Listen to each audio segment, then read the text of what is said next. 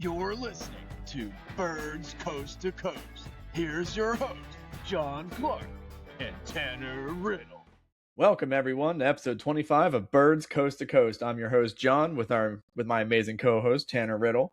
We're here to talk about the NFC North, our review preview episode, as we make our way through the fantastic doldrums of summer and try to go over every division until we hit that wonderful July date of training camp. Tanner, how you feeling, bud? Your mic's off. Oh my God, that's embarrassing. Oh my Wow. gosh. Yeah. It took 25 episodes to turn my Jeez. And we're not restarting. You're living with that. All right. So guys, we have no guest for this episode. We don't have anyone to drum roll and bring out down the red carpet. Nope, just us two today. But I will say these last 3 episodes after today, we will have special guests, and we have some really cool guests to bring on. But today is going to be me and Tanner just talking about the NFC North, each of the teams, how they did last year, what they've done to reload heading into the 2026 season. And of course, we'll wrap up with our extra points. But I want to start off by thanking those friends who have been joining me on my TikTok run because it's been a really fun journey for those who don't know. And I wanted to say this early because I know people have been, listening and following along. I've been trying to run as many minutes as I have for as many followers we have on TikTok, and then I post the journey on TikTok. So it's really exciting. I drop like Eagles hot takes or community questions answers every 10 minutes of the run. So, this week I've been posting every day with it. So it's been really cool. Some of the hot takes included my opinions on the Eagles jerseys, who I really think is the best core in Eagles history.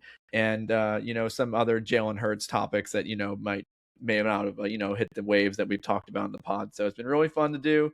Actually feeling really good cardio wise. It's been really fun, and really hope you guys pay attention to that and follow and send us comments and questions because it'll be a lot of fun. So Tanner, the NFC North, what a crazy division.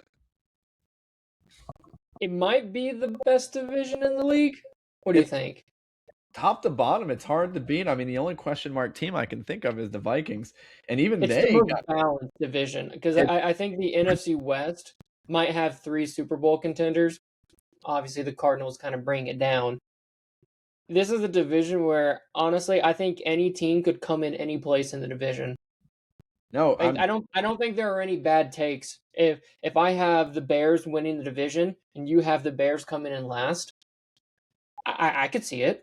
Well, it's crazy because the Vikings are one team where it's like, well, they should be the lower team on the division. But how often have we seen the Vikings go into a year with a journeyman or backup quarterback and then go like 13 wins when they weren't expected to? It's happened like twice in the past like 8 years or so. So like for me to say, oh, they don't have the quarterback situation figured out.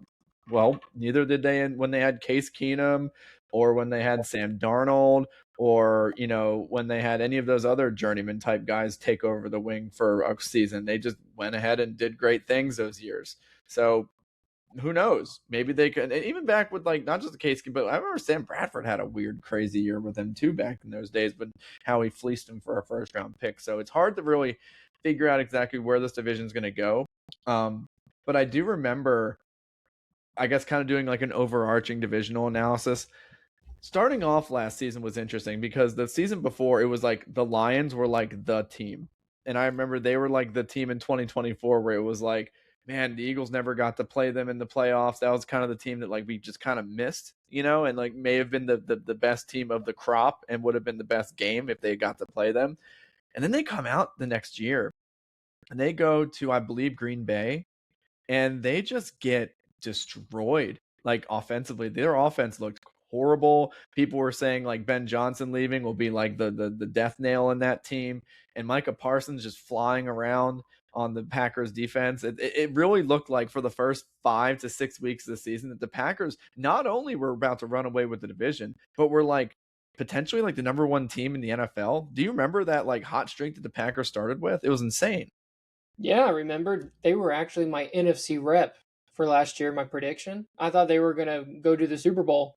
So you're right. In my head, I remember Micah Parsons getting that sack in his debut. Chasing him down. Yeah, he chased him down, gave him like the one sign. It was something like a 24-6 win, and it really felt like, okay, like this may be their division because they won the next week too. Mm-hmm. And I think a lot of people jumped on the Packer bandwagon saying, "Oh no, like they're number one in my power rankings, including myself." But what's so Yeah, interesting, yeah. What's so interesting about this is that like it was really like a 3-team race there at the end. It was the Packers who were kind of like treading water towards the middle and end of the year. They weren't really like floundering, but they were really like treading water mostly. And then you have the Lions who honestly had, and we'll get into these team by teams, but I'm more of like a divisional race guy at this point. I want to kind of talk about the overview. But then like, the Bears kind of came out of nowhere and just won all those like 1-score games and those miracle comebacks. And man, it really was a very interesting finale to the season. It was almost like watching like a good horse race of the Kentucky Derby. Like you really didn't know who was gonna, put their nose out to, win the race. So I'm excited to go and talk about each of these teams. But instead of talking about those top 3 teams, we always start with the bottom. So let's go ahead and start with the Minnesota Vikings. And their season was interesting because all eyes were on that. I believe it was their second-year quarterback at that point. It was J.J. McCarthy. And felt like a rookie because he missed all of his rookie season. Yeah. And there was a lot of rumors spreading that like a lot of people in camp didn't really like what they saw from JJ McCarthy, if I remember correctly. Like they were almost considering like maybe giving him like a soft benching or like maybe like a fake injury. And he was not, I mean, after that first couple weeks where I believe he won a Monday night game, I believe it was against the Bears. And they really looked poor. I mean, that JJ McCarthy and Justin Jefferson connection just was not there at all year. And it really led to a lot of offensive misery from that team. And I mean, I'm not sure how great the defense was. I believe they were probably middle of the road, but that offense was horrible and they just could not get anything generated in the passing game. So that was a rough year for them. I will say the defense was actually pretty good. I think it was actually pretty elite. Did you know they finished 9-8? That's a lot better than I thought they would. Given how bad they were at quarterback. Yeah. I mean, they had a lot of people rotate at the starting quarterback position, and they finished with 9 wins. They came in third. They actually they beat the Lions for last place. Well, look at me then, just screwing this up. Wow, I thought it was the Vikings who came in last. Well, I guess the Lions. That's crazy that the Lions came in last. Yeah, because because the NFC West plays the NFC North this year. Yeah. In terms of like fourth place plays fourth place, so we get the Lions, and I'm like, of course we do. Well, it looks like the Vikings finished the season on a 5-game winning streak. Yeah, so that's probably why I kind of assumed their season went bad because honestly I may have checked out on paying attention to them in that last month of the season. So like at that point they were 4-8, so I probably was like, whatever, they suck. So but no, they finished really strong. I guess that's really interesting for sure. So that's why I think this Kyler signing is so interesting because given how bad they were at quarterback to still finish above 500. If they were to get average play, and that's the thing with Kyler, his ceiling's as high as anybody in the league, but his floor is as low as anybody's in the league. Mm-hmm. And so is that necessarily the type of quarterback you want if you have that good of a defense and you kind of just want to hit a single? It'll be interesting to see, one, if he even wins the job, which personally I think that's absolutely crazy. Kyler Murray signed for the veteran minimum because of the way his contract worked and the guaranteed money in it. Whichever team he signed with was only responsible for like the minimum amount. So it allowed the Vikings to sign him for like $1.35 million. And then the Cardinals were on the hook for like the remaining $35 million. Jeez. So in theory, if he signed a $10 million 1-year contract, then it would be $25 million on the hook for the Cardinals. So there was zero incentive for Kyler to sign for anything above the minimum to help his new team. The only reason why you would want to go above the minimum, which an example would be Kirk Cousins, is because you actually want to you want to lock in like a starting job. Yeah, it's not that you want your new team to pay more than they have to. Is that you want your new team to have to think twice before replacing you. Yeah. For instance, if, I don't know, you drafted Fernando Mendoza first overall, you know they're going to be excited to put him in. But if in the back of their mind they're saying, "Hey, we did pay him like $10 million. Like, let's not just burn $10 million here." Yeah. That's so like the Kirk Cousins move. Kyler maybe not in this similar situation because JJ McCarthy I don't think has the kind of leverage that Fernando Mendoza has. But still, I don't think Kyler chooses the Vikings if there wasn't some kind of, hey, I'll scratch your back and sign for the minimum. I want the starting job. I don't want to say I don't want to compete, but I don't want to be looking over my shoulder every single week, every single incompletion, wondering, are you going to replace me? So I think it's a little crazy that some people are suggesting it's a quarterback competition, but we'll see. At the end of the day, like, loyalty is as strong as whatever your contract is, I guess. Yeah, the quarterback situation is going to be interesting. I noticed how we didn't even really bring up JJ McCarthy. Are we just kind of like I don't know, resolving that he's a bust at this point? Are we just resigned to say he has, or is he just have an uphill battle, kind of like an Anthony Richardson? Well, if he's like an Anthony Richardson, then he would be considered a bust. I guess at that point you would be. And what's weird is, like, let's just put them in the same bucket, even though like they're two completely different players. No one's trading for either of them. No one's going to trade any draft capital. I mean, and if it's low enough to where we think it's fair value, then what incentive do the Colts or the Vikings have in getting a conditional 7th round pick? They'll just wait for them to cut him. There's no reason. Right. So he's got 2 years under contract. Assuming he doesn't play much this year, they're not going to pick up his 5th year option. So, like, he's under contract for 2 years. It's a cheap young backup. If something happens to Kyler, maybe it would be like, hey, let's see if we can get something out of him. But with both those guys, a trade doesn't seem likely. It seems like both guys are going to play out the rest of their contract with their teams. And it's interesting because, like, say there's a situation where Kyler has a hot start and they start, like, say, like, I don't know, like 6-2. Let's say it's a hot start, right? And Kyler goes down for whatever reason. Their other backup is Carson Wentz.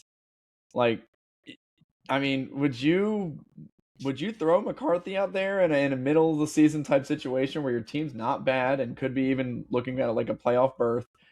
Or would you want to roll the dice with a more seasoned veteran like Wentz? I mean, I know Wentz has had his ups and downs, but I mean, he looked decent out there. And honestly, he got destroyed in Minnesota. I mean, he was getting like the crap kicked out of him last year in Minnesota. I remember watching a lot of his games. He just looked like a punching bag. But I mean, passing the ball, he wasn't awful. And I just don't think they would go to McCarthy over Wentz when, you have a guy who's at this point, more seasoned than McCarthy. I feel like you'd have to roll the dice with Wentz. So you're looking at maybe McCarthy being the 3rd string quarterback. That's kind of where I was getting at. Yeah, I would agree with that. Maybe it's obvious, but I feel like I still need to say it. You pick the guy you believe in more. Don't let pedigree of like, hey, we traded up and took JJ McCarthy 10th overall. So I want to see, I don't let that play a role in your decision. I think he's far enough in the rearview mirror as like, hey, we have a real future with him, to the point where it's like you just pick the guy that you think's going to continue that 6-2 start. Who's the guy that can get me? If Kyler has a high ankle sprain, give me out 3 for weeks. 4 weeks. Yep. Yeah. Can you get me 2-2? Who's the guy who's most likely going to get me to 2-2?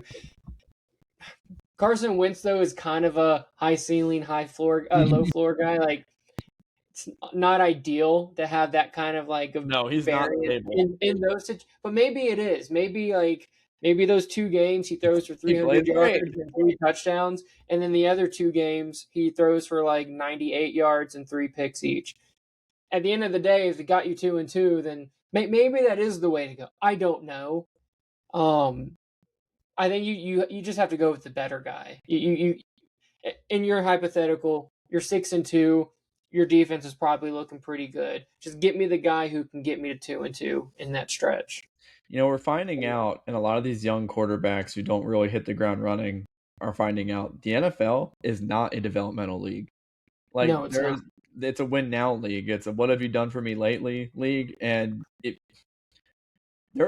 I think what we're not understanding is there's a huge amount of busts in these past drafts that before we used to think of like the Jamarcus Russells. I'm like, oh my God, like, that guy was terrible. The Ryan Leafs, oh my God. Dude, there have been like 4 Jamarcus Russells in the past decade, and we don't even talk about them. like Zach Wilson, Trey Lance, Anthony Richardson, at this point, JJ McCarthy, all of these dudes, Mitch Trubisky, all of these guys, you could argue, probably had either as bad or worse career than like Jamarcus Russell. And they don't get like panning. They don't get like abusive language tossed toward their name. Yeah, maybe within their fan base, but maybe like the era of like nationally recognized like busts may just be over, because just like the amount of shots these teams take on like developmental quarterbacks, it doesn't pan out most of the time. I'm telling you, Josh Allen set back the developmental process of quarterbacks by like 15 years. Like, because everyone saw what happened with him and think, oh, I can do that with this guy. And then it doesn't work out. Like, it doesn't work out. Either don't have the system in place or the guy's not that guy. So it's funny that you say that, because it's like, really, like, production-wise, what's the difference between Jamarcus Russell and JJ McCarthy? Like, neither produced really at any point. JJ McCarthy had his one moment last year on week 1 against the Bears on Monday Night Football. But they're really like, they're kind of equally bust at this point. yes. But Jamarcus Russell is the poster child for bust. My theory is he went first overall, uber talented, gained a ton of weight. And did you ever hear about the story of they wanted to prove if he was actually watching film? So there was something like they gave him a blank tape, and then they asked him to like come back, hey, what did you watch, and blah blah blah, or even like, did you watch it? And he claimed that he did. And then they got him. Clearly he didn't, because it was blank. Yeah. So like, when stories like that come out, and you get like the nickname Jabba the Hutt because you gain so much weight, it's gonna kind of inflame the story of like, oh no, this guy is a true bust. Yeah, JJ McCarthy was in a really good class. Like, there were 4 other quarterbacks: Caleb Williams, Drake May, Jaden Daniels, and Bo Nix. All guys who clearly have been hits.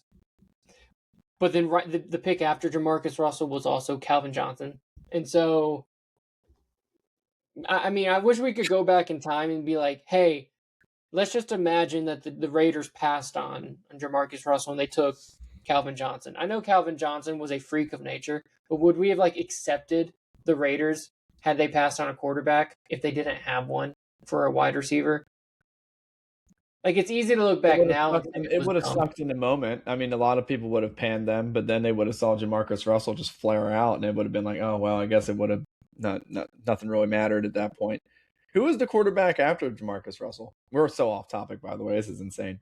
But okay, is this 2007?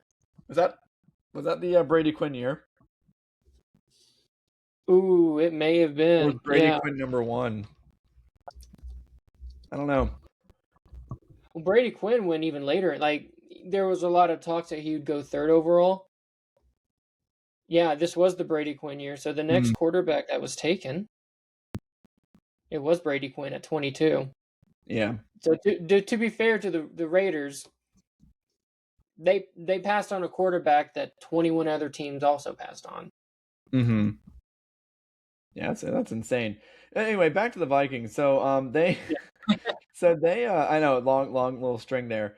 But the Vikings actually had a very interesting shakeup with their front office. They went ahead and like fired their GM like shortly after like the season ended.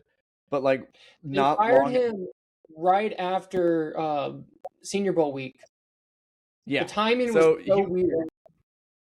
Yeah, it was so weird. And then people were wondering, like, are they going to hire a general manager who typically takes over for draft processes and scouting and making selections? And, you need that guy. He's like the leader of the draft selection process for like a good majority of teams, I'd imagine.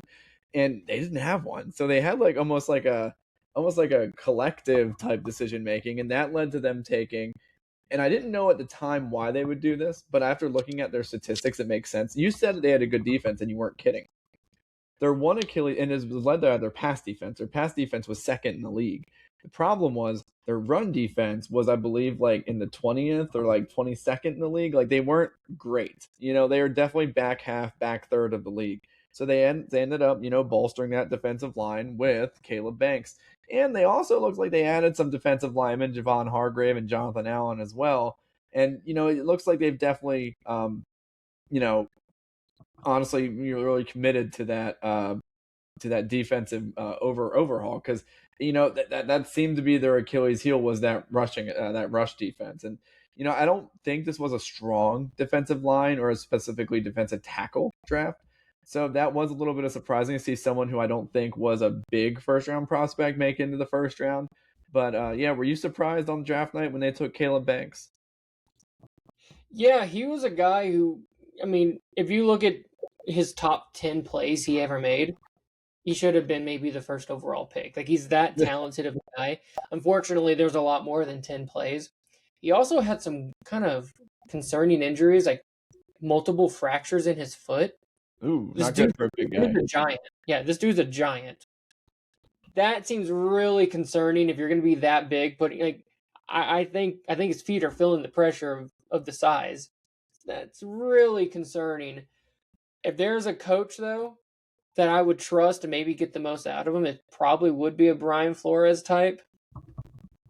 And so, I give him a little bit of a pass. It seems a little early to take a guy like that, but there weren't many mock drafts that had him going in the top 20, in my opinion. That was odd. That was really odd. So, I mean, it's funny. This division's really stacked and it's really balanced. I could see the Vikings really pushing for a playoff berth. I could see them. It really just depends on the quarterback. Again, I feel like a lot of these teams kind of echo the same sentiments. If the quarterback plays well, they'll do well. If Kyler comes in and plays well, then they'll do great. And they might even fight for a playoff spot, maybe in the division. But, if it doesn't end well, or they have to go to old JJ McCarthy, it might not be great. So we'll see. It's going to be an interesting mix, or an interesting relationship between Kevin O'Connell and Kyler Murray. I mean, Kevin O'Connell has had some good success with a bunch of different guys, but they're all kind of in the same mold.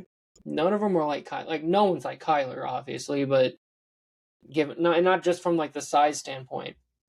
There's this thing where Kyler doesn't like to turn his back to the defense. That's why our play action is not as heavily influenced as it was over the last 7 years.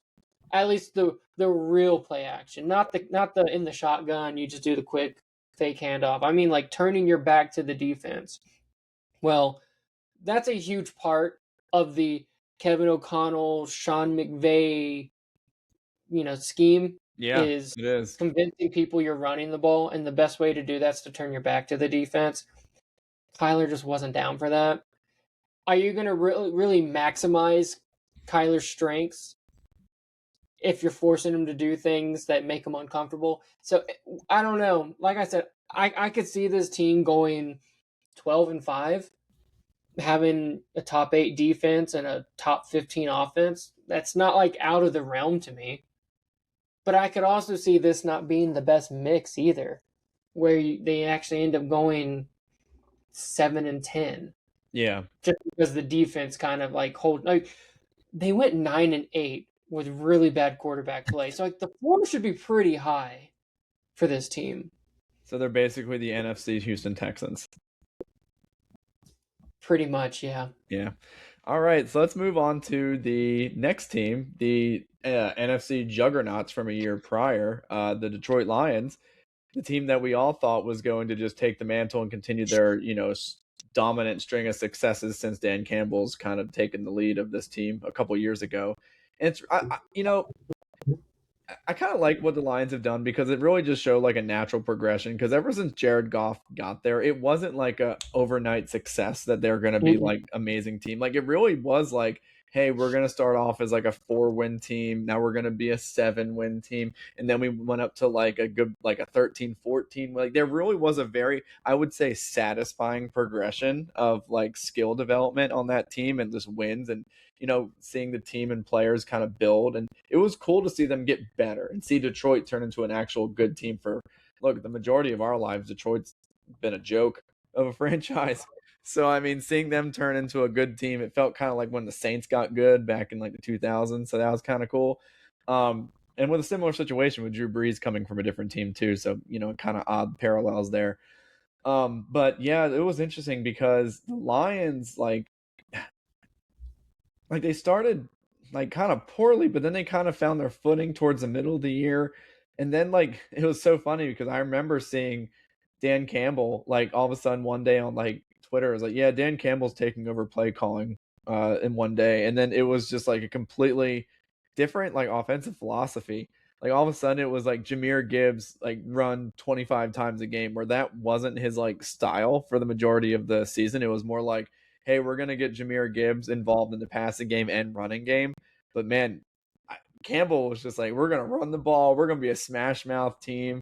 And it's interesting because like the year prior, they were a very well balanced team. Like you could tell like, what was it? Sonic and Knuckles or whatever, the Jahmyr Gibbs and David Montgomery backfield. Like that was a very powerful duo. And then you had Jared Goff. Well, this year they were third in the league in passing. And instead of being high in rushing like they were in years past, they were like middle of the road to, again, back half of the league. So that balance that really seemed to benefit both Jared Goff and the team as a whole just kind of disappeared as much as like, when the Ben Johnson era was there. So I really think that kind of led to like a lot of their failures was that like inequity on offense. Yeah, it was pretty easy early on to just blame the loss of Ben Johnson to like, hey, this is why this doesn't seem to be humming like it was. I think there's a lot to it though. I think Ben Johnson is a really good coach. If we were to do like a fantasy draft and we were picking coaches, Ben Johnson's going in the top 8, right? Yeah, I'd imagine so. That how would that not have an impact? And if he's that good at like he was the most attractive coach going into last year for a reason. He got to pick his job. And so if he wasn't that good, then everything should have been normal. So yeah, I'm okay. I feel comfortable saying like the loss of Ben Johnson was pretty critical to the Lions. From a defensive standpoint, the prior year when they were the juggernaut, when they won, was it 15 games? Yeah. They were dragging to the end of the season on defense. They suffered so many injuries on defense. There was like a skeleton crew out there. I remember everyone got hurt. But like the matchup I really wanted to see was the Eagles versus the Lions in the NFC Championship game. I felt good about it. I'm sure you were content with just playing the Commanders, getting to host that game because that game would have been in Detroit too. So, but like it also would not have been the peak form of the Lions either. I would have picked the Eagles to win that game because that was not the peak version. That that SpongeBob meme where the guy's like broke every body in his every bone in his body. Like that was the Lions defense at the end of the year. There's a reason why the Commanders put 50 points on them in that playoff defense game. was literally made of glass bones and paper skin, like the guy in SpongeBob. Like that was that guy. In the morning he broke his arm, and then at night he broke his leg. But okay. When you talk about 2024, then what was the problem in 2025 then, Tanner? I mean, didn't they also suffer maybe not as many injuries, but I don't think the team was. I don't think they were as talented, were they? No, did they not suffer really. any like big losses? Well, their first round pick, Terrion Arnold, did not play well, and we found out today that he actually attempted to participate in an armed robbery. So that will definitely set them back, and he'll probably not be in the league for quite some time or for the rest of his career. So that's a crazy story. It sounded like he tried to take the law into his own hands. Like, sure, it sounded like he got robbed. Okay, like he's a victim. Yeah. Like we have law enforcement and like officials for a reason. Yeah. That was interesting. And the only reason I bring up Terrion Arnold is, again, to kind of bring it back to the Eagles, because a lot of people in Philly, we needed a corner in 2024. And a lot of mock drafts and a lot of people were, corner scouting. And a lot of people thought Terrion Arnold was the top guy.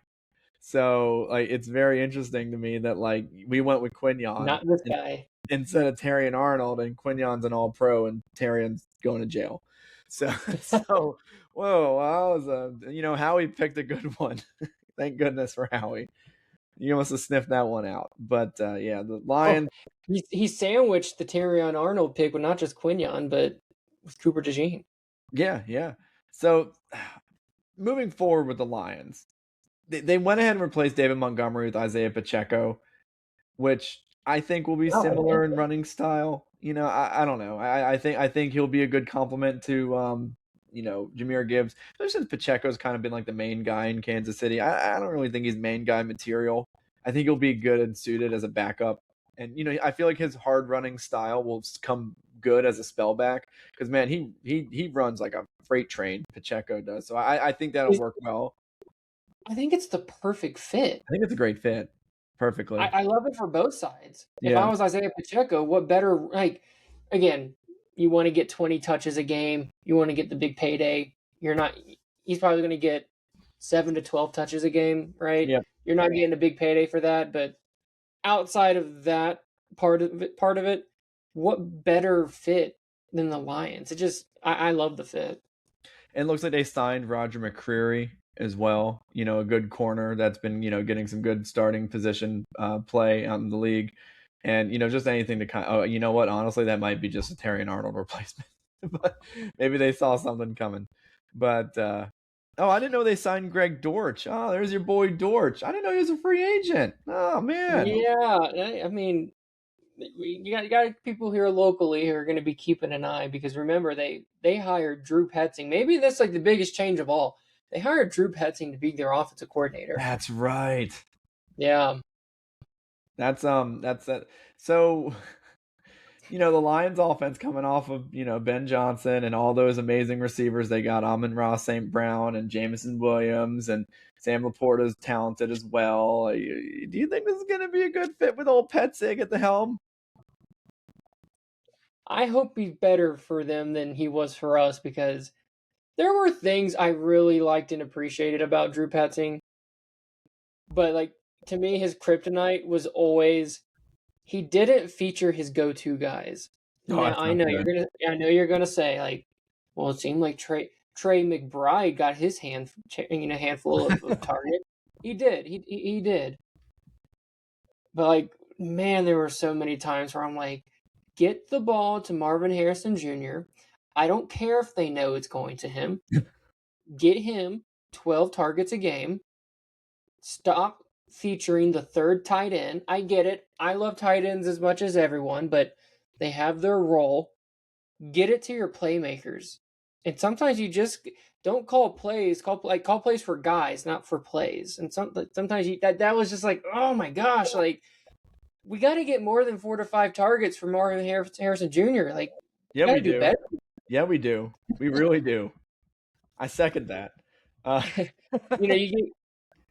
Yeah, and so we'll see. I mean,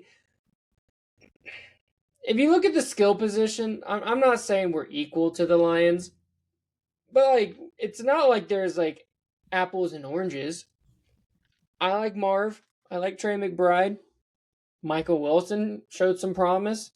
James Conner had some, good run. Is it really it's at least somewhat similar in the ballpark of what the Lions have, right? Lions probably have, I would say, top 2, top 3 skill position players. And that's why I'm not saying that they are. But okay, are we 80% of that? Well, that's pretty. If you agree to that, I think you could argue the Cardinals are in the top 12. Look, we are in the bottom 3 of the NFL as a team. I get that, but it's not because of our skill positions. No, you're right. It's because of everything else. And so, again, if you can grant me 80% of those guys, I mean, it's not too bad. I'm just saying by week 3, week 4, if you're wondering why Amon-Ra St. Brown's getting 6 targets a game, let's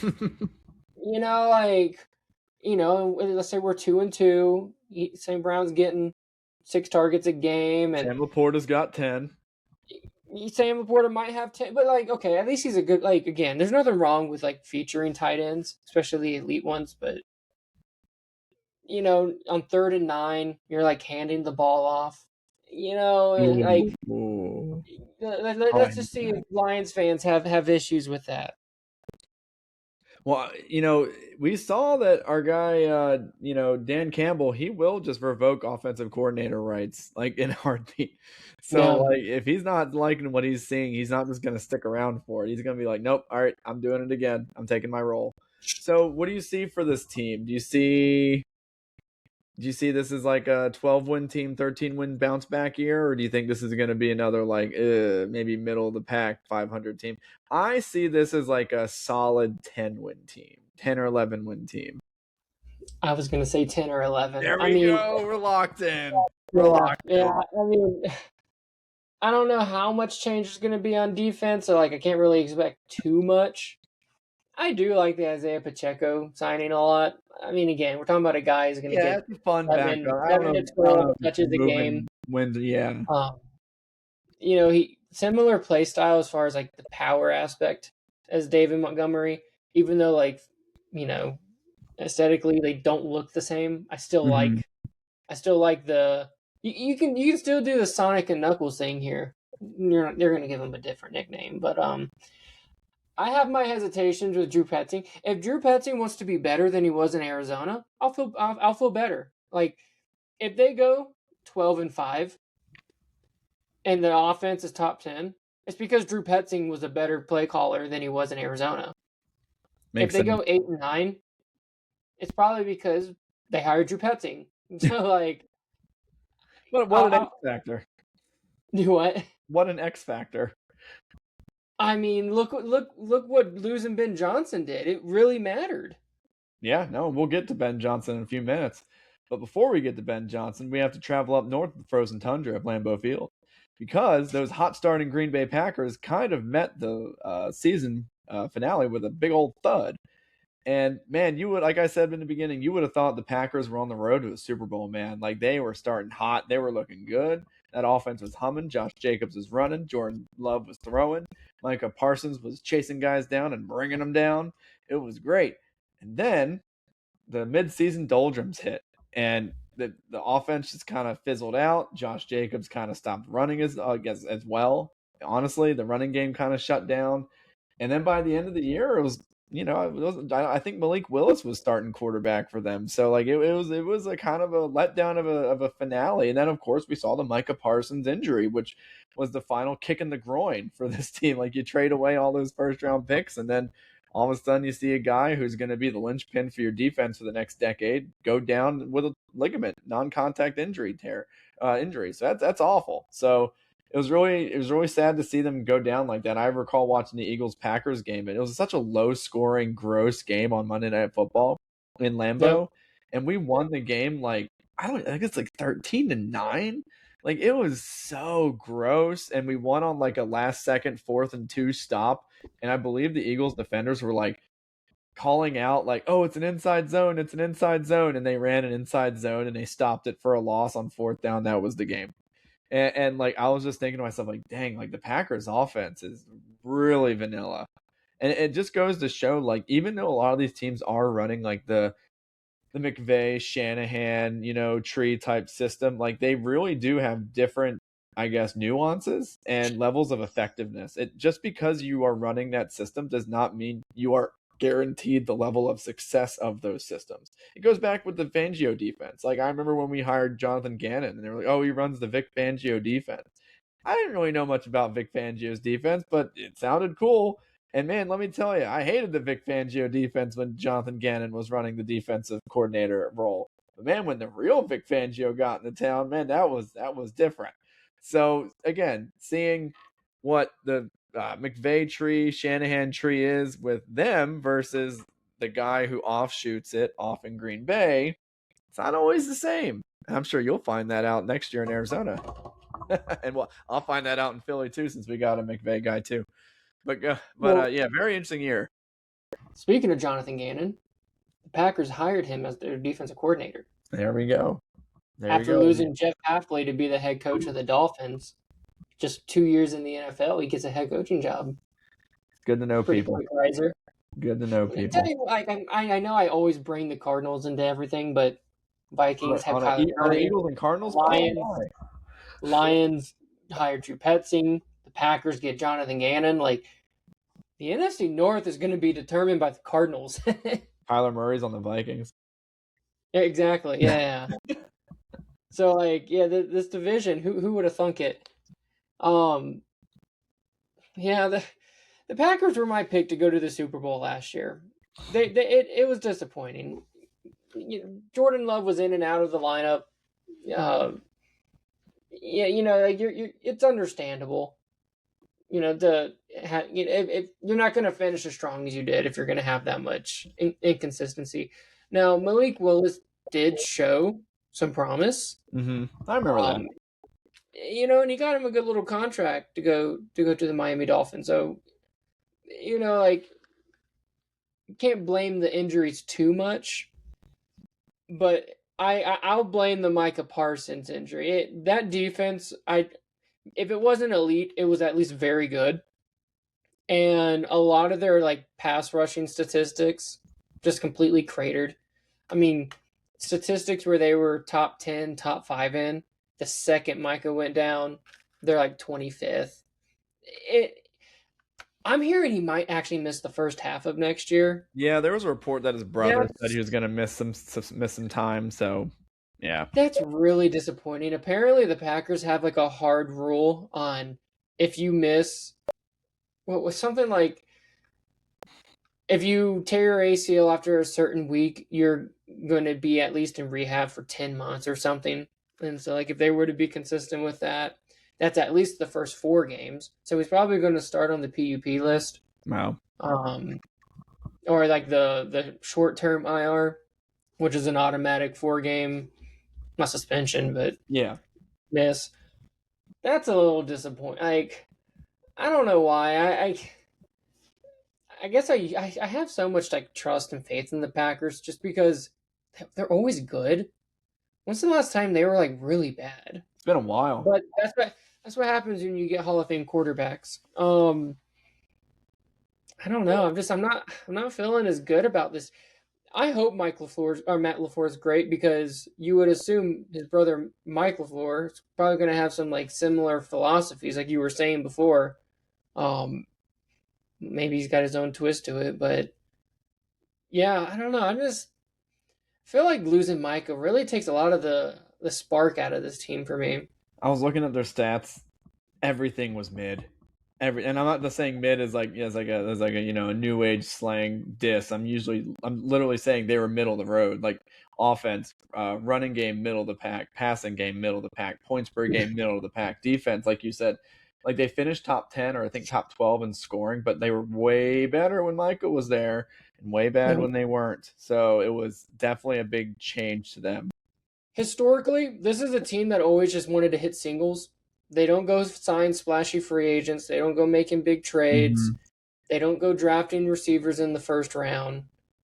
And then this last year, they just threw all that out the window. They took a receiver in the first round. They make a huge trade for Micah Parsons and sign him to a huge deal. I wonder if they're going to have some regrets of like, well, we're never doing that again. Like, this is why we didn't do this for 30 years. And then they signed Christian Watson to a huge contract. And it sounds like it's very incentive heavy, which would make a lot of sense because as much as I'm a believer in Christian Watson, and I do think his impact's not always, going to be shown on the stat sheet, that was a lot of money. Like that was jarring. That was jarring as someone who wants to sign Michael Wilson. I hope Michael Wilson didn't look at that unless he wants to make it incentive heavy as well. But yeah, like the Packers, it feels like they've always been a team filled with a bunch of B players. Yes, yeah. And it felt like, you know what? Now's the time to go get us an A+. Like, let's go get an elite edge rusher. And I totally supported the move. It was a big price, both draft capital that they gave up and the contract that they gave to Micah. But I supported it because it's like, all right, I'm tired of being the 7 seed, right? Mm-hmm. We have our quarterback. We're gonna have a certain floor for the next handful of years because we have our quarterback in place. Let's actually like go for it a little bit. So I don't know. you're not going to feel good if you're a Packers fan, given how the season finished. But I still support what they did, even though it didn't work. It's interesting. They had like a bunch of receivers that I always felt were like B guys, like you kind of mentioned. Like they had Jaden Reed, Romeo Dobbs, Dontavian Wicks. Now they have that first round pick. Who's your receiver that you got in Dynasty? Who's Matthew that? Golden. Matthew Golden, Christian Watson. None of these dudes blew the door off you when you looked at them. Christian Watson's a physical freak, but most of those guys aren't necessarily physical freaks.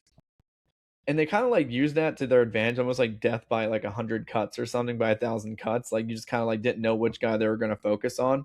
But then you see guys like Romeo Dobbs leave. You see a guy like Dontavian Wicks leave. And you're really starting to consolidate that group into like a smaller selection of players. But that means those players really need to step up their game. So I really hope that one of those guys, like Christian Watson's thing is just staying healthy and being like consistent. Yep. Matthew Golden, that was his rookie year, so you just can't really count on a rookie that much. I expect him to take a second-year leave. Jaden Reed got hurt a lot, and he was hurt last year too. So really hoping those guys can be stable. And, of course, Tucker Kraft, a lot of people think he might be like a top 5, top 3 tight end in the league. Like a lot of Tucker Kraft love. He was awesome before he got hurt. Insane, yeah. So if he comes back and he's good, then maybe we're going to look at an offense that's a little better, more consistent. If all those receivers can, play like 20% better, then maybe we're going to look at a team like the Packers who can maybe vault themselves into an 11-win, conversation. So that would be interesting. I feel like you could say that with a lot of these teams in the North. There's a guy we actually didn't mention.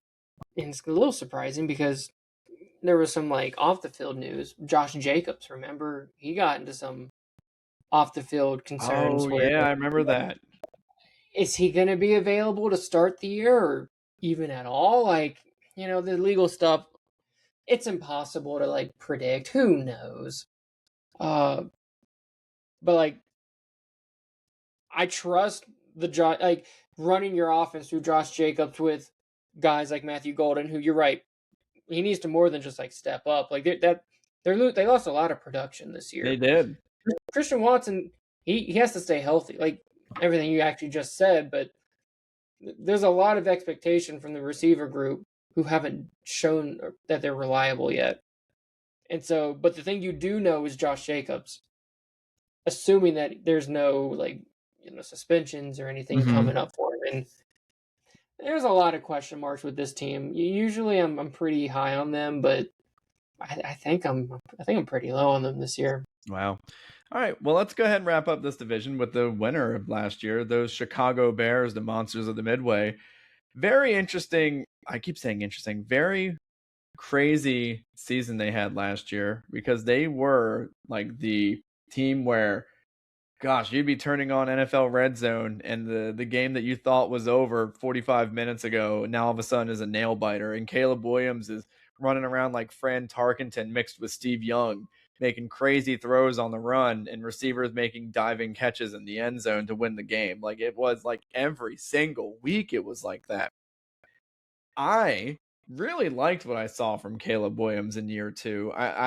He didn't always play the most consistent, and he wasn't always the most like technically sound player, but like in a world where like the Patrick Mahomeses and the are kind of like fading away because of their injuries, I saw a little.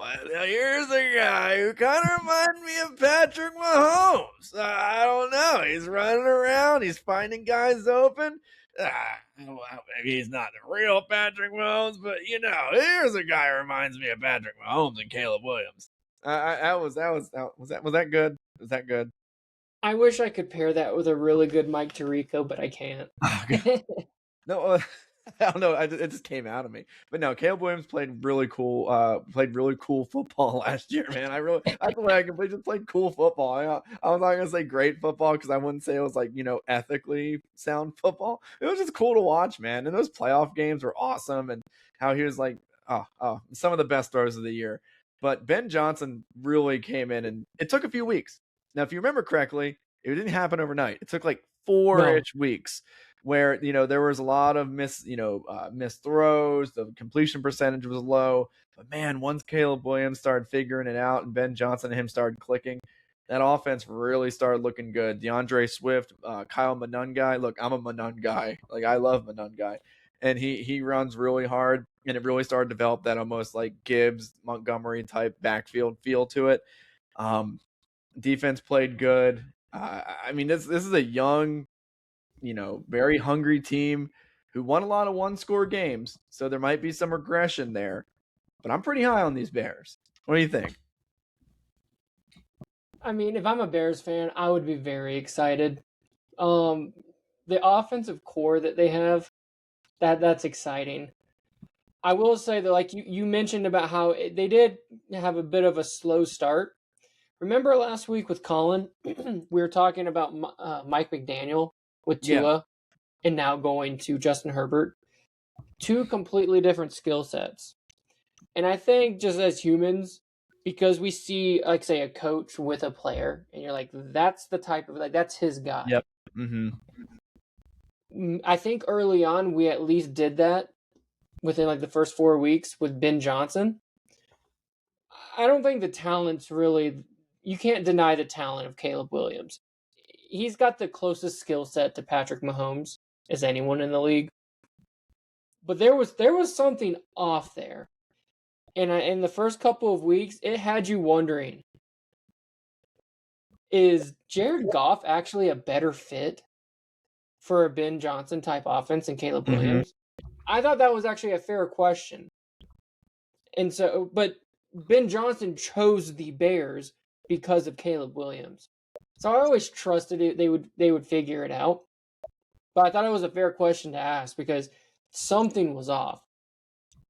But I think they got it on track. I think they're going to be pretty good on offense, and it's exciting because they're all young too. They spent a lot of money boosting that offensive line last year with a bunch of veterans. And looking at what they have at what they have, Rome Odunze, who was the other? Luther Burden really kind of stepped up late. Man, Luther Burden hype is insane right now. They had Cole Kmet, who was like a solid top 12 guy, but then they drafted Colston Loveland too. These are all young guys. Super young. And Monungai. And so the one thing I just didn't like or support with what the Bears did, and again, just because you want to do something doesn't mean it's just like snap your finger and boom, you can do it. Their clear weakness last year was their pass rush. Mm-hmm. They did nothing to address it. So I don't really see how the defense is going to really improve this year without it. I like the draft pick of Dylan Thieneman. He should be an exciting guy. Probably like a, Cooper DeJean type. You can guess probably where I'm getting that from. But, like, I think he's just a high ceiling guy and, real athletic guy as well. But other than that, I really didn't see much changes on the defense. And so I don't really see how the defense got better. But I guess they also didn't, get worse either. This is definitely an offensive-led team. This is where most of the talent is, where the money is spent is. I would be excited if I was a Bears fan. I was talking about how the Lions kind of lost their identity when Ben Johnson left, and I said, the Lions were a very run-dominant team, and Jared Goff worked well off of that running game. Well, I looked at the Bears' offensive breakdowns, and, crazy to see, the Bears were 3rd in the league in rushing, and they were 10th in the league in passing. Now, what does that sound like? That sounds like an effective Ben Johnson offensive scheme. That probably, if you were to tell me 2 years ago that the Lions had the 3rd rushing attack in the league and the 10th best passing attack in the league, you would say, well, that sounds like a Jared Goff-led offense with Ben Johnson at the helm. It sounds exactly like what you would have thought, a serviceable to strong passing attack with an elite ground game. Well, that's what the Bears did. And I feel like when you have a defense that's suspect, like you mentioned, having that strong ground game is really going to help that out. Really, really helps keeping that defense off the field and allows those one possession games to stay one possession. Like you can't, if the defense truly is a train wreck or, on the poorer side, having them not on the field will allow that team to not run away with these games, which will allow the Caleb Williams magic to kind of take effect if it does stay one possession towards the end of the game. Now, will those one possession games regress, like I mentioned, and they kind of fall back to the mean? Maybe those, crazy plays don't happen as much. And instead of being, like a 13, 14 win team, maybe they fall back to like an 11, 10, 11 win team. Maybe that could happen. Maybe a team could, walk up and bite them and take the lead in the division late. Who knows? But I mean, gosh, the offensive core, like you mentioned, is insane. And between Colston Loveland and Luther Burden, those guys have the ceilings right now. Like the hype for them is off the charts. I mean, people are considering Loveland to be a top 5 tight end type potential. And they kept throwing around Luther Burden like, he's the second coming of Jerry Rice with these yards per route run statistics when he was like top 3 in the league. He just didn't run a lot of routes last year, but when he did, like he was highly successful and caught a bunch of passes. I love Luther Burden coming out of college. I don't know why he went he didn't go in the first, did he? He didn't go in the first. He was an early second. Yeah, like he was highly productive in college, and I remember looking at his tape and I was like, man, this guy's like a souped up Deebo Samuel type. Like this guy's great. Yeah, I mean that was the worst thing in the league. The league could have done was let Ben Johnson get his hands on Luther Burden. So yeah, I'm really excited for that offensive core. The defense can just stay manageable. We're looking for a good year. I mean, again, and you know what the crazy thing is? Caleb Williams has not yet hit his peak yet. Like I don't think he's anywhere near his peak. He's still growing. He's still learning. I don't think that's the best we're going to see from Caleb Williams. There's still more there. Well, remember his rookie season, Jaden Daniels won Rookie of the Year, made it to the NFC title game. He was the guy, He got all the praise. And then in year 2, Drake May comes second in MVP, almost won MVP, goes to the Super Bowl. He got all the praise. It's not like Caleb Williams was bad. I think he had a decent rookie year. I will say he did have a lot of he had a good situation considering like all other like first overall picks. Mm-hmm. Typically like those are the cupboard's bare with a lot of first overall picks, but yeah, all things considered, it wasn't that bad. But he was, he was okay, like showed flashes, but still enough question marks. And last year he was pretty good. So yeah, like there's just been a lot of shine with the other guys in his draft class. That would just imply that maybe he's just kind of meh. But no, yeah. I think I would be very excited. All right, well, right on track. We're gonna wrap up with our bold prediction of the week for our divisional wrap up. So Tanner, do you have a bold prediction for the NFC North? Well, I mean, I kind of just said it, but I think this team could. I think this is a legit Super Bowl contender. Ooh. Yeah, I'm talking about the Bears, obviously. Yeah. I could see them making the title game.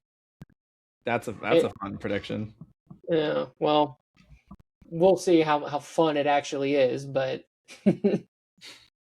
All right, well, here's my bold prediction. Through the course of this pod, you've kind of convinced me on the Vikings a little bit. You know what? Here's my bold prediction. The Vikings will win 11 games with Kyler Murray at quarterback. I think will that be enough to win the division? I don't know. I don't know. I'm going to say they will win at least 11 games. This is a tough division, dude. Like Did you see the final standings though? It was all 9 and 8 and higher, all over 500. It was crazy. Everyone had at least 9 wins, but then the Bears max out at 11. So 11 might be good enough to win the division. I think Kyler Murray is competent enough to revitalize his career to the point to where the Vikings defense will allow him to play within his strengths. I think every quarterback has a reckoning where they have to change, be a different guy. And I'm predicting that Kyler will, learn a little bit from this, offensive scheme change. And I think we might see a Renaissance Kyler year and a great Vikings season. That's my bold prediction. It wouldn't surprise me. He's super talented. I think there's this idea that he doesn't care, that he's focused on video games and stuff. And yeah, of course, it's all like we've seen it. He does like video games and whatnot. But it's only a problem because the Cardinals didn't really Address reap it. the rewards of that. We didn't win multiple divisions.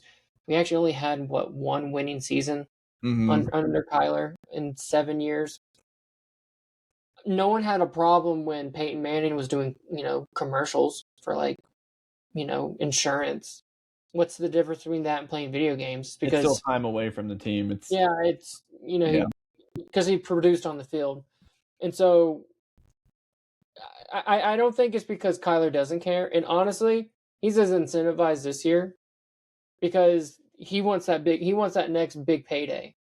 Nothing. He's on a 1-year contract, and so he's kind of in like a similar situation as the Bakers were when he went to the Buccaneers. That's what I'm saying. Like why can't he be the next guy? So he's good. The motivation is there, the talent is there, the talent for the team on offense and the coaching is there. It's all there for him.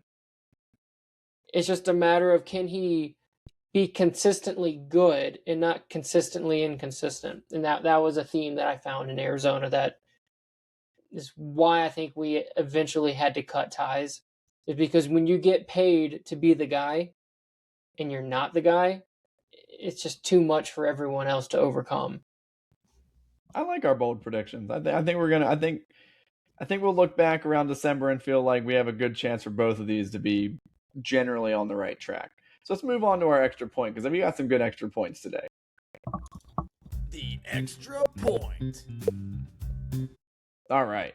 So I'll start us off because I know your extra point. We kind of maybe spoiled a little bit to each other. So I'll get mine out of the way quick.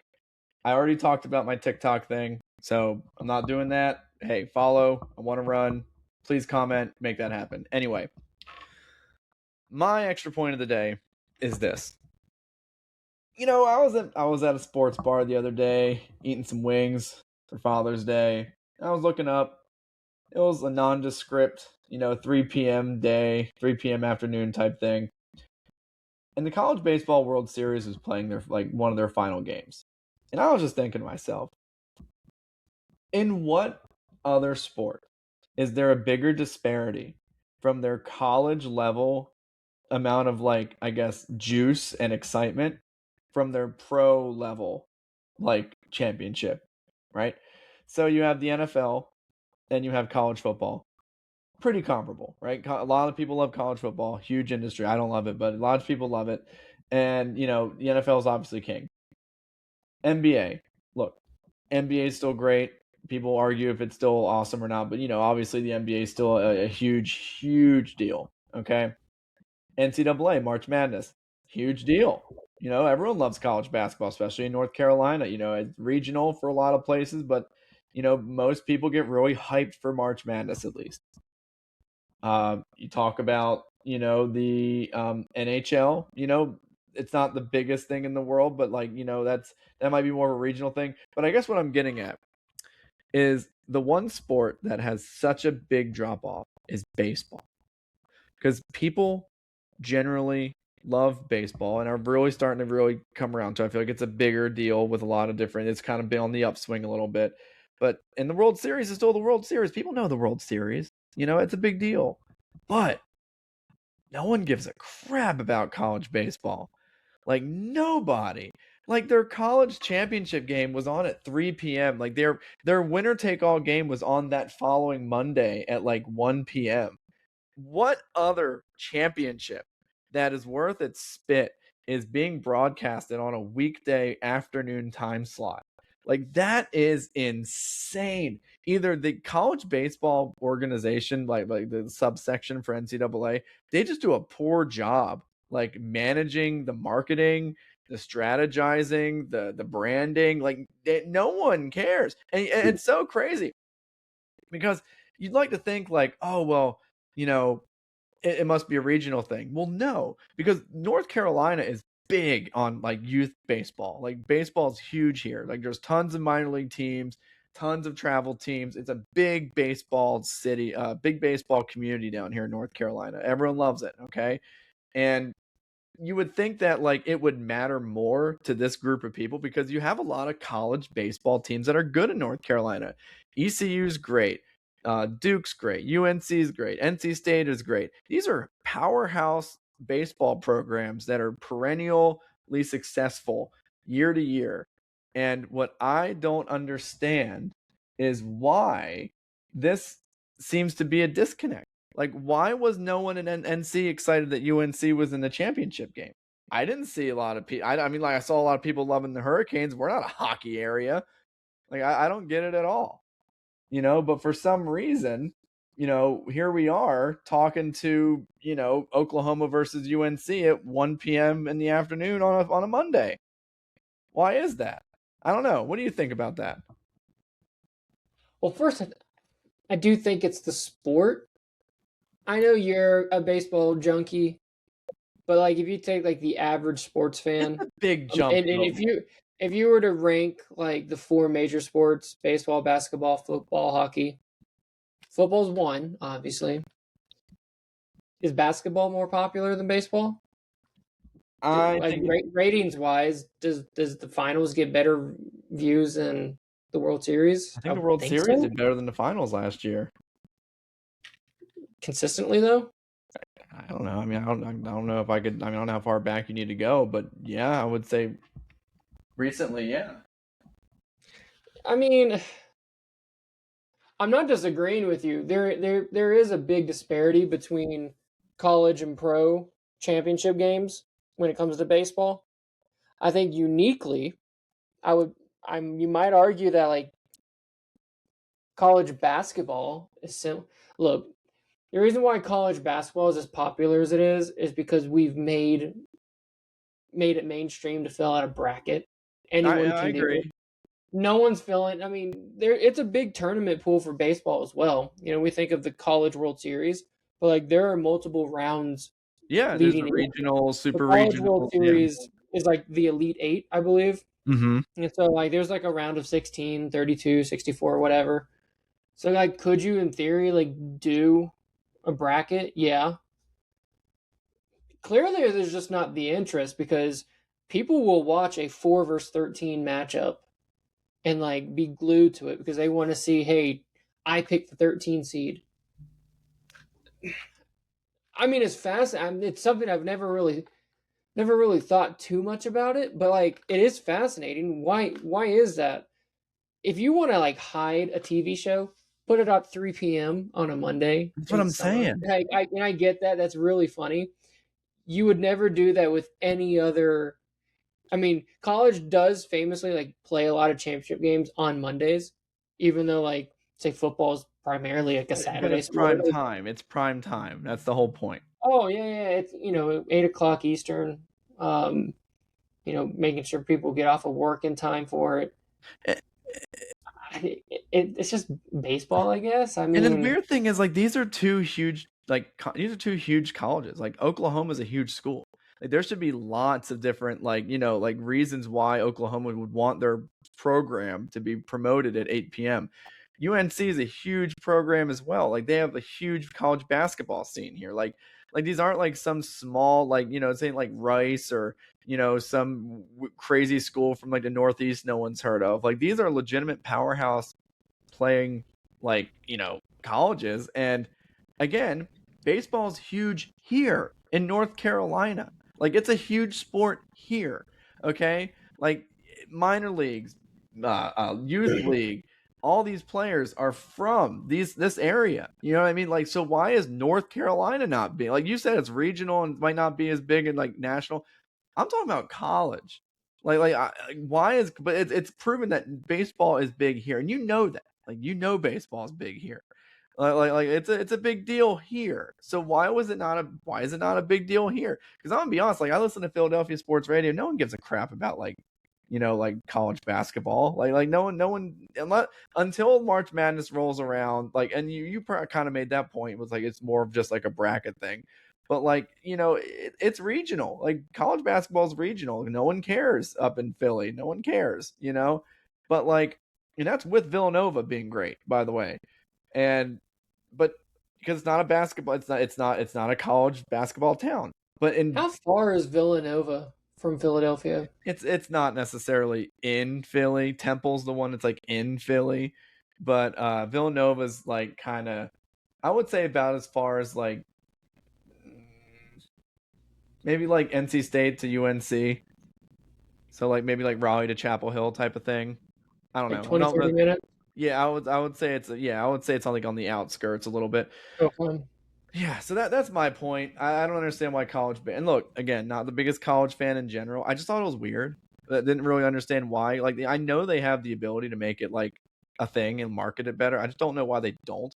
I think it'd be great because then you could see those players that go into the MLB draft. You're like, oh, I know who this guy is. Like, I want to know these players. I really do. Like I love baseball, so I would really like to know who these guys are, even if it means me not seeing them for 4 years. Because I know the draft is like you go to the minors and it takes a long time. But I would love to see I these was players. about to mention that. That's the one unique thing is like how long does it take for us to actually see these players again if we even ever do? How many of these guys get drafted even high We never see that them just again. get stuck in the minors and we never hear from them again? Yep. No, I agree. But you know what? In that same turn, Tanner, how often do we see any second round pick in the NBA draft do anything? I mean, dude, the NBA draft was Tuesday. Did anyone hear? Did anyone actually know what happened? There was no big player. No one cared. So Well, it just the NBA I think is a little bit different because it's so star driven. well, you're saying that like a lot of these players won't matter or we're not going to hear from. So what's the difference about that than the NBA? Like we're just not going to hear from them either. But we care about that. But we care about what's going on in college basketball. Most of those players don't, unless you I just like think. Well, then my theory is that basketball is just more popular. Like it could just be like what's that? Occam's razor, like the most simple explanation the most is. simple explanation is more likely. Yeah, no, you're right. You're right. Like I think it's just because we don't like baseball as much. I'd like to look at the ratings on that. All right, you know, while you give your final thought or your extra point, I'm gonna look up the ratings for the past couple years. Go ahead. Yeah, let compare like the NBA Finals versus the World Series, like the professional leagues, and see what the ratings are. And I don't deny it, basketball probably has come down a little bit, and I think baseball had some low points, and so they probably have even come up, but I don't know. I mean, I guess I wouldn't be shocked one way or the other, but I guess I would have just assumed basketball was higher. Well, while you're looking that up, I'll go ahead and start my extra point. I got it. So, I found it. Okay, let's go ahead and okay. 2025 World Series 15.5, NBA 10.2. 2024 15.1 for the World Series, NBA 11.3. 2023 it was 9.1 for the World Series and 11.6. So NBA won that one by about 2 million, 2.5. Well, what's unique about the last two World Series? Dodgers. Yeah. And 2022 it was 11.8 World Series to 12.4. So yeah, I think if you don't have the Dodgers, they're pretty close. I think the Dodgers made a huge impact. And the year before, I know the Blue Jays were last year, but the Yankees were the year before too. So I will say there's a strong chance that the finals wins this year because let's just the New York, the Knicks, like it went 12, 11, 11, 10. This year was 24. And again, and I'm trying to be fair because you know I like baseball. I'm not like a baseball hater, but I mean think about some of the title teams that have been relevant the last couple of years for basketball. Oklahoma City Thunder. I'm not going a little bit back, but like the Toronto Raptors. Sometimes you have the Spurs. Like there's some small markets that market teams are doing well, yeah. And we know baseball got the gift from the baseball gods 2 years ago getting Yankees versus Dodgers. And think about that. The Dodgers had the World Series, and you're talking about like all the Japanese viewers as well. Like that's a big. You're adding a whole other country. Yeah, that's a huge deal too. All right, so sorry for stopping your extra point. What's your extra point? No. What do you got? So for the third week in a row, I want to talk about Brendan Sorsby because we have more new news on him. So earlier this week, the NFL decided that they will not host a supplemental draft. Keep it simple. A supplemental draft is essentially an additional draft that the NFL has the choice to host or not for players who were deemed ineligible for the upcoming college season, but not until after they had to make a decision for the most recent NFL draft. Mm-hmm. It's not very common. We haven't had one since, I think, was it 22 or 23? And we haven't had a player taken actually since 2019. So it's not even a guarantee that we even have a draft, even nonetheless someone getting picked. But we had a guy, Brendan Sorsby, turned himself in for gambling. He went to court to get reinstated. He actually won. But there was a lot of backlash, specifically, I believe, from the Big 12 Conference saying, we will not play you if you're playing a guy who, been turned in to gamble. Yeah. And so it actually forced Texas Tech and Brendan Sorsby to part ways. Interestingly enough, he did get to keep his NIL money. And it's like, wow, I'm like, why would Texas Tech agree to this? I think it's because there was so much pressure for teams to refuse to play them that they were like, look, we can't stop you from the NIL portion of this, but I think it's probably just best that we just cut ties. Mm-hmm. So he wanted to declare for the supplemental draft, but you actually have to apply for it. Given the timeline, apparently he and his lawyer only gave the NFL 2 days to really review his situation. And from what it sounds like, they presented a really poor case as to why he should be granted admission into the supplemental draft. It sounded like they didn't show any signs of remorse, any signs of this is what I'm doing to get better, and this is what I'm doing. This is what I will do to make sure this isn't an issue going forward.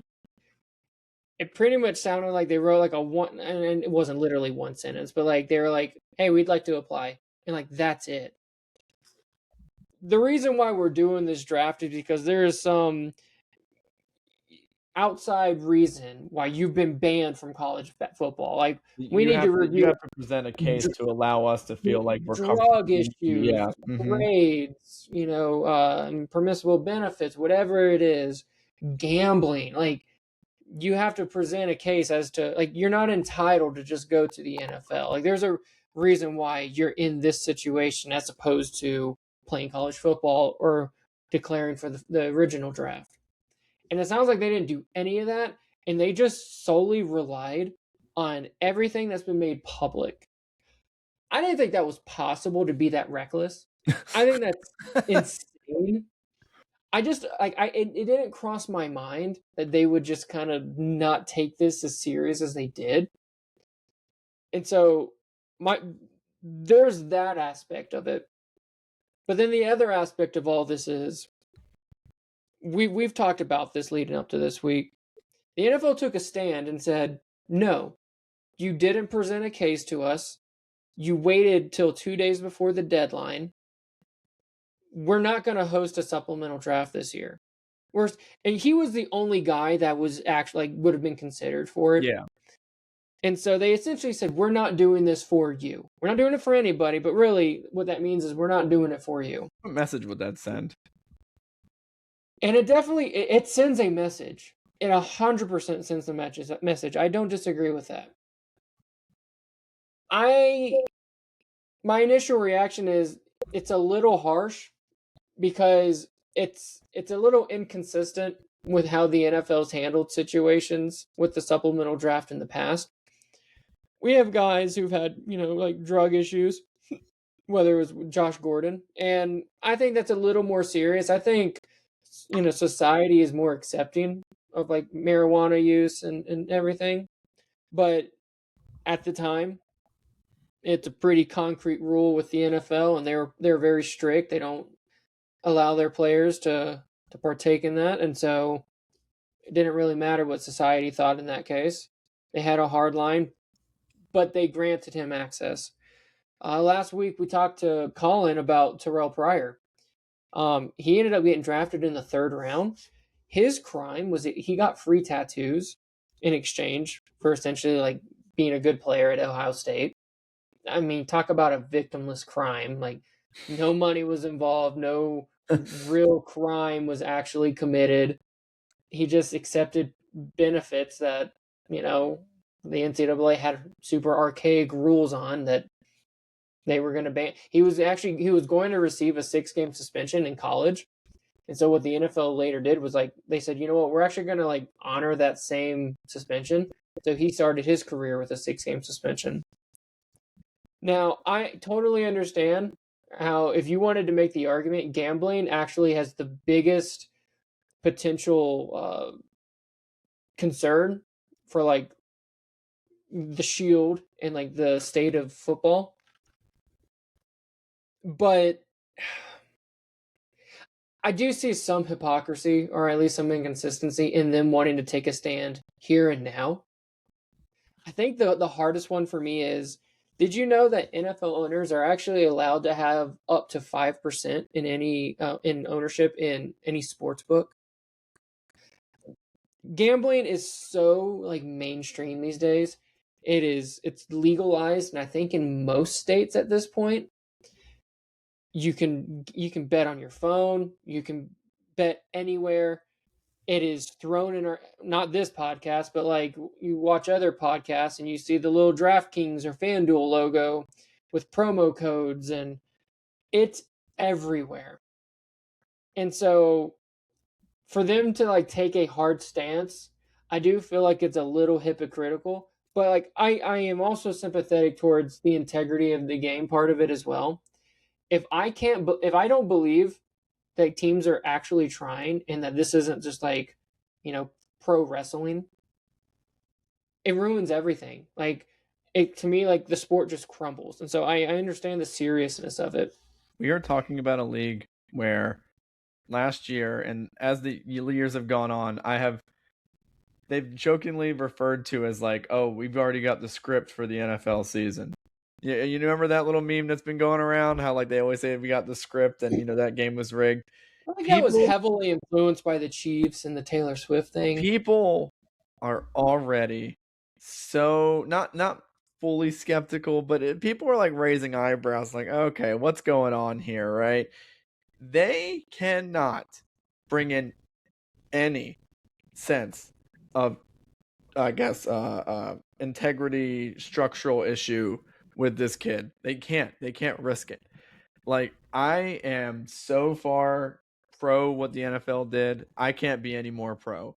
I loved what they did. I'm loving that they basically publicly humiliated him. Honestly, he deserved it. If he was truly that reckless and no one was able to tell, and again, this is a full-grown adult. I am not calling this person a kid, because I know when I was in college, I was considered an adult. Because every time you grew up, when you were like, 18, you're an adult. You're an adult. You're an adult. Well, you know what? This guy's an adult. I am sick of people on ESPN saying, this kid made a mistake. No, the only reason we say he's a kid is because he's not in the pros. He is not a kid, okay? I teach kids, okay? I teach 9-year-olds, okay? It's okay for 9-year-olds to make a mistake. Okay, we teach them to make sure we learn from these mistakes. This dude was 20-something years old. Okay, like, he is a full-grown man. He has to take accountability for his actions. I am sorry. He made, what was it, 6,000 bets? What was the number? Like 4,000 bets? 9,000 bets, Tanner. And he is like Pete Rose gone Super Saiyan. And you're trying to tell me, oh, the DraftKings, it's everywhere now. No. There is a hard line between players being able to gamble and, place bets, and fans being able to gamble in sports but place bets. You need to be able to stomach that and live with that as an athlete. You need to know that there's a barrier, that you cannot do this. And I understand that it's tough because everyone else can do it. Why can't I? But you know what? Tough crap. You're the dude who's about to be paid millions of dollars. Keep your hands away from the betting apps. I'm sorry. If that's the one thing you have to do, to like just sit down, shut up, and read a book for 10 minutes so you can earn $10 million a year for the rest of your 10-year career, then freaking do it, dude. Like, I don't care. Like, I don't feel sorry for him. He made a ton of mistakes. He made a lot of idiotic choices. He didn't feel any remorse in his actions. He tried to leave and then came back and then tried to, basically force his way back into the NCAA, get a court injunction to get him to play in college football. And then all of a sudden, when that didn't work out, he's like, you know what? I'm just going to go to the NFL and try to leave and escape those, all that baggage and all that circus, because he thinks they can just go to the NFL and just, be away from it all. No, you can't just do that, dude. I'm sorry. I did not care for this kid one way or the other. I thought it was not kids. I just called him a kid. I see. I don't care for this man one way or the other. I thought it was like a interesting story. I remember I saw it first and I was like, oh, he screwed up his career. I guess I'll never hear from him. But then he just kept trying to figure out a way around it, trying to use those slimy college football tactics to get his slimy little hands back on the field. Because those college football donors, they want to see their boy playing. So they're going to make it happen. I hate college football. I hate it so much for that reason. I love what the NFL did. They suspended Tom Brady, the greatest player to ever play football, because he may or may not have deflated some footballs 10 years ago, because that may have been an issue with the integrity of the game. If they are able to suspend the greatest player to ever play professional football, then who am I to even think that this dumb idiot named Brandon Sorsby is going to be able to skirt the system and go to the NFL scot-free? Get out of here, jerk. You're not going to be able to do that. So kudos to the league. Sure, is it hypocritical that they're gaining all that money from all these sportsbook apps? Sure, but they're gaining it from the public. From the public, not the players. There's a difference. I'm sorry. We're going to have to compartmentalize the two. We're just going to have to. Those are different things. So to be fair, my criticism is the hypocrisy and the inconsistency in which the NFL applies suspensions and punishment. What were your thoughts on Kayshon Boutte, the wide receiver from the Patriots, not receiving any suspension after having charges of gambling while he was at LSU? When did it happen? That's my point. Kayshon Boutte tried to leave and then go to the league? Were you aware of this? No, I'm not, but the Kayshon, I'm sure it wasn't the exact same situation. It was when he was at LSU. But was it right before he went to the NFL, and did he get suspended, and did he get injunctions? Did all that stuff happen? No, but I'm not. I feel like you're, again, from a legal standpoint, you're treating Brendan Sorsby, a 22-year-old, as an adult. And I'm not saying I'm not saying that he's not an adult. Yes. I'm just saying that at 22, you were also pretty stupid too, even though you were legally an adult. No. And so I do think that if you have other older people in your life that are leading you down bad decisions, is it really his idea to go down the legal route? That sounds like he's got bad influences around him and he's getting a lot of bad advice. I don't know that for a fact. I'm just saying it wouldn't surprise me if a 22-year-old is getting bad advice. Because have you heard anyone say oh wow, he's doing there's a lot of criticism with what he's doing. Tanner, I don't think you're giving enough credit to what a 22-year-old brain actually looks like. I know and guarantee you that if me and you were in that same situation, we wouldn't have done that. 22 isn't. I'm not saying no. What I'm saying is, I think you have a huge problem with the legal action he's taken to get into the NFL and to get back in college, correct? Yeah, I think it's reckless and stupid and pathetic. Right, but I think a lot of that advice is probably coming from his inner circle, and I think he's getting a lot of bad advice. Sure, I get that, but then he also has a brain. I think he can make decisions on his own. What's he supposed to do? Not want to So what is he? What are you suggesting he do then? He turned himself in. He said he had a problem. He's checked himself into rehab. I don't know if he continues to do it. I think it would be good. I don't think you can just fix that. Clearly, there's an issue there, given the volume of bets and the volume of money that's been involved here. So I would expect there to be continued rehab. What else is he supposed to do? Voluntarily, not want to play football? I mean, at this point, I feel like you probably have to look at those options and Does he have to just take- retire from football for the rest of his life? Like, what are you actually suggesting then? I think what he should have done, okay, is taken the ban that I don't know if he went or if Texas Tech went to those judges. I don't know if he did that or if Texas Tech did that, like, and got the injunction placed. Was that him or do you know when that happened? Given that he's a transfer, I would think a lot of those connections probably came through Texas Tech and not Brendan Sorsby himself. I think the quicker he took whatever punishment it was and he just laid low and practiced. We've seen players take years off. Jamar Chase did it. It's not the end of the world. Okay, like it is completely fine for a player to take the year off. It is obvious the guy needs help.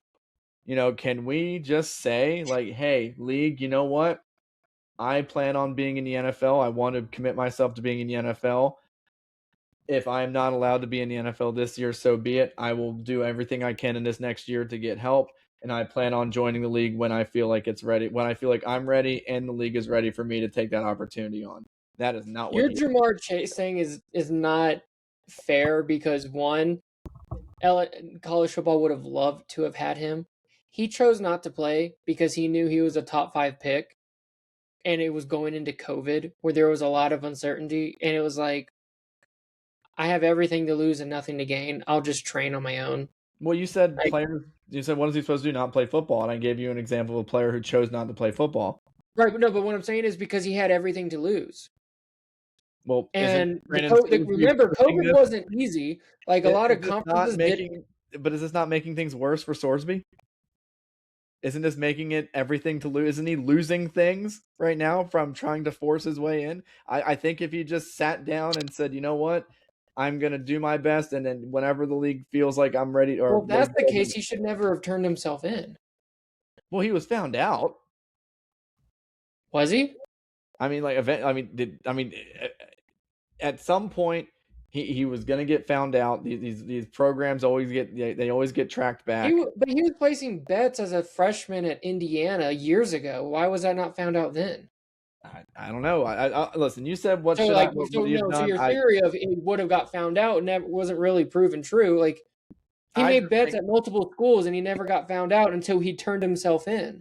I think this guy would have done a lot better if he had just taken whatever punishment he was given and just moved on and taken a year off and tried to, because if he truly because here's the thing, a lot of people are like, he's got a problem, he needs help, he's got a problem, he needs help. Well, if he's got a problem and he needs help, then he shouldn't be playing. So like I'm sorry, like if he has a problem, he needs to go take some time and figure out that problem, even if it means that next year's off. And I guarantee you the NFL would appreciate it, but he didn't do that. He's kicking and screaming like a child, like the kid. I hate how his legal team presented his case, essentially like not presenting one, because it gave the NFL just an easy out. I wish they actually presented a well-vetted, well-informed case, so then the NFL could also like not use the whole, 2 days before the deadline, you presented us with nothing to go off of. I hated that they gave them that option to take because it's easy to go that way. Mm-hmm. My argument is not like I'm pro player gambling. I think that's bad. I'm critical of the NFL and their inconsistency. It's hypocrisy. No, you're skeptical of the hypocrisy that the NFL is using. I think that the only difference is I think the situations are a little different from player to player, because what you're saying does make sense. Like each of these players had a issue that prevented them from being able to be drafted. What makes this issue any different? I'm saying that this issue is different. That's all I'm saying, is like there's levels to it. But no, you're right. Terrell Pryor, all these players had things. Calvin Ridley got a 1-year suspension. So the reality was, by the time he was missing all of training camp, the reality is he probably wasn't going to play this year at all. It was essentially going to be a redshirt season, and is kind of like a 1-year suspension. Had he declared and been drafted back in April, I don't see why anyone would be saying, oh, he's definitely not going to play. Mm-hmm. Like he probably would have been treated more like a Carson Beck-esque. Like I would like to see him play this year. I think there's a good shot he doesn't just play, but plays quite a bit. But like he hasn't got off scot-free. He wanted to play college football. That's obvious. He's not playing college football. He's essentially going to get suspended for he would be on a team, but he wouldn't play for a season. Well, what's a suspension? Not being allowed to play. His reputation has been for what I know that is not enough for anyone, but like he's not getting off scot-free is what I'm saying. Well, now he's not. I'm glad he's not. He shouldn't. Right. But like That's the whole point. the idea I just feel like it sounds like your opinion is like there's like it's offensive that he even tried to play football this year. And while I don't think the strategy he's taken has been smart, I'm not offended by it. Like you think he should have turned himself in and willingly not played football. Like you seem offended that he tried to play college football. And then you were offended that he tried to play NFL football. I think that the way that he tried to get around all these penalties and all these suspensions was very immature and dumb. I really don't know what we're talking about here. I mean, I feel like this is cut and dry. I mean, he bet on his freaking team. Like this is insane. Like when has this become like why I understand like betting culture is like a thing now, but like this is like way worse than like Pete Rose. Like what are we doing? Like this guy, he was banned for life, and we're trying to like, pin this kid down for like, just like it's like we're upset because he might not play a season of football. Like he's got a lot of issues on his hands. A lot. He doesn't need to be anywhere near a football field. Okay, so in like the normal society, like legal system, we have a bunch of crimes, but not every crime's treated the same. We have murder and we have jaywalking. We treat those completely different. It's not like what's the longest yard? You ever see that movie where Adam Sandler like he like threw a game, right? I do think context matters a little bit here. He never bet against his team or in any game in which he played. He actually bet when he wasn't like not on the active roster. He had zero impact on it. And it was always in favor of his team doing well. The less controllable part of gambling. Again, I'm not saying I still don't think we should be doing that. But I feel like we're treating him as if the integrity of those games that he bet on actually wasn't in question. And so this idea, like, I just feel like I feel like we're looking at this jaywalking penalty and we're treating him like he committed murder. And I think it would have also been justice had they allowed him into the supplemental draft and then implemented their own self-ban. Mm-hmm. I mean, this is a different topic. I don't know what he's going to do. I feel like his most likely outcome is that he's just going to sit. He's going to do a Jamar Chase year, sit and train, and then he's allowed to. They said, he is welcome to apply for the 2027 NFL draft. So it's not a ban for life. No. I just don't really see why they couldn't have, admitted him into this supplemental draft. Mm-hmm. Well, am I a little biased because do I have a team that absolutely could benefit from drafting him? Oh, your bias is like just, baking through this argument because I know what you were thinking. You were like, there's like a 20% chance we land this kid. This guy. Sorry, I'm not going about right. That's about the percentage.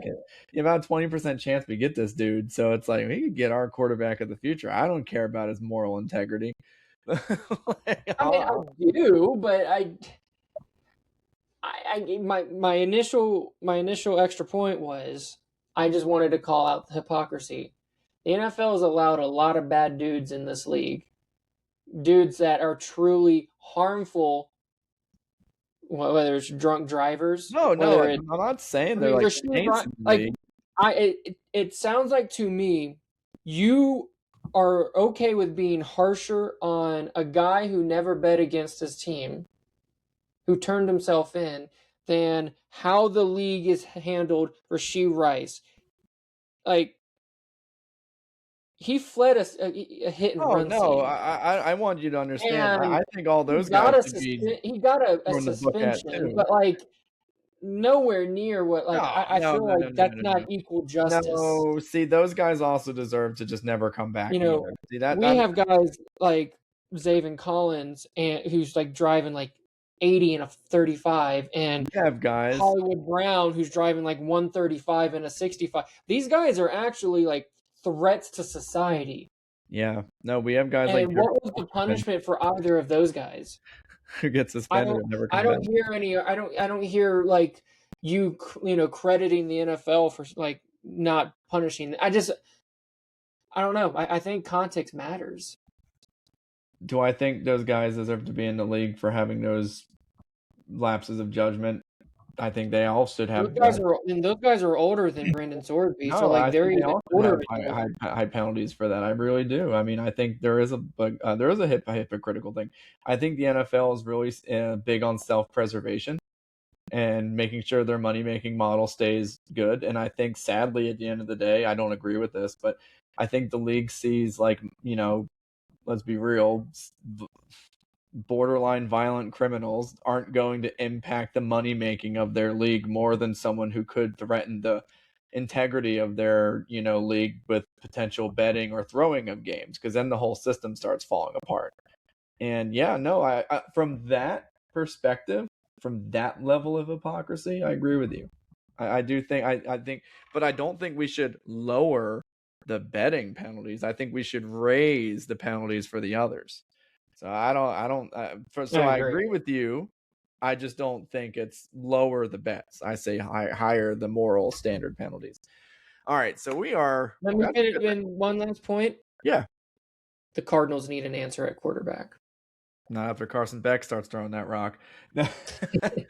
Sid's got it. Sid's got you, buddy. No, that's the guy from the Ice Age. But yeah. There we go. All right, so that's gonna wrap us up for Birds Coast to Coast. Next week, I believe we have a friend who we've been really excited to bring on. We won't tell you his name, but we're really excited to have on. We're gonna cover the NFC South. It's gonna be a great time. Guys, thanks again. Please be sure while you watch these videos, check out our short form videos. We're trying to get that 1,000 view per week goal. Again, I'm doing those runs every day. Try to comment. I'm tired out there. I can't keep up with all these Eagles hot takes as much as possible. So please send me some comments, some questions. It costs nothing to like, subscribe, comment, whatever. Listen, it costs nothing for you to subscribe and follow. It costs me an extra minute of cardio. So if you want, that's 1 minute closer to you passing out. Exactly. So if you want to see me just gassed and gasping for air, come on, man, just click that follow button. It'll be you. That last minute will be all you. All right. So I'll be thinking about you as I run around those laps. All right, guys. Well, thanks for stopping by. Thanks for watching. If you stuck the whole way through, and make sure for listening for next week, because we got the NFC South. And don't forget, this is Birds Coast to Coast. Later.